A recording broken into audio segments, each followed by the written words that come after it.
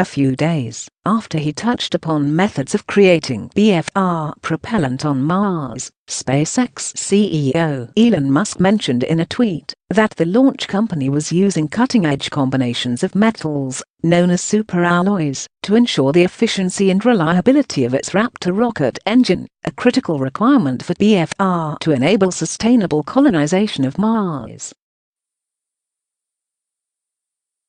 In response to a tweeted question about types of metal alloys currently in use at SpaceX, Musk briefly delved into the complexities of building BFR's propulsion system, particularly with respect to alloys capable of surviving the intense conditions inside a rocket engine. SpaceX is using SX-300 and soon SX-500, kind of a modern version of Inconel superalloys. High strength at temperature, extreme oxidation resistance, needed for tilde 800 atmosphere, hot, oxygen-rich turbopump on Raptor rocket engine. Close quote. Elon Musk. There's a lot to break down for the layperson in Musk's tweet.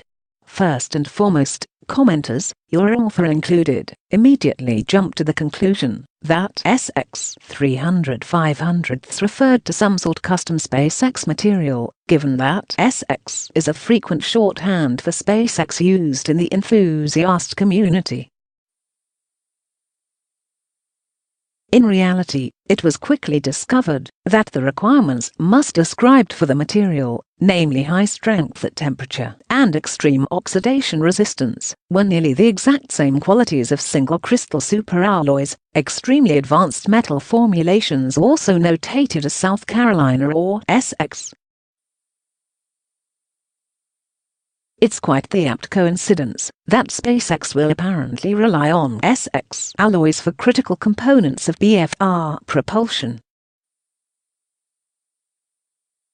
Single crystal superalloys employ small amounts of exotic elements in order to better ensure truly unusual crystal formation in metal structures.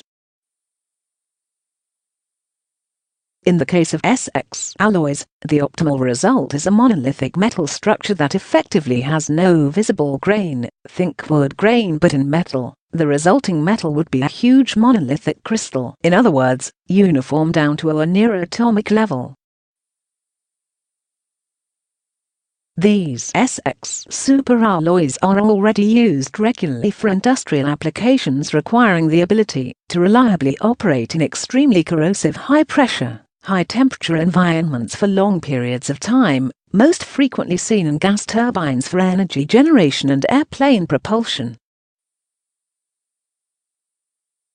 Per Musk, SpaceX intends to take those alloys a step further, developing its own SX-300 and SX-500 iterations for the purpose of building a reliable, robust turbopump for the Raptor propulsion system. In pursuit of the greatest possible efficiency, Raptor's turbopump will run oxygen-rich, meaning that the inherently imperfect combustion process will lean towards excess oxygen in the exhaust, rather than excess methane. In simple terms, this choice is partially motivated by the fact that oxygen molecules are slightly lighter than methane molecules, 15.999 U versus 16.04 U. More importantly, the higher the pressure in the turbopump, the higher the pressure in Raptor's combustion chamber, which directly correlates with more efficient combustion, and thus a more efficient rocket engine overall. All improvements to its subcomponents will inherently end up benefiting SpaceX's BFR booster and spaceship, the latter of which is already nearing initial prototype construction. While SpaceX cut its original Raptor specifications by roughly 50% compared to its 2016 goals, it appears that the company's ambitions for the downsized Raptor are smaller in name only. In a May 2018 presentation, Chief of Propulsion Tom Mueller foreshadowed those future ambitions, while humbly acknowledging that the Merlin 1D powering Falcon 9 and Heavy is already a masterpiece of engineering. Merlin holds the thrust-to-weight record for now, but Raptor's coming. Close quote.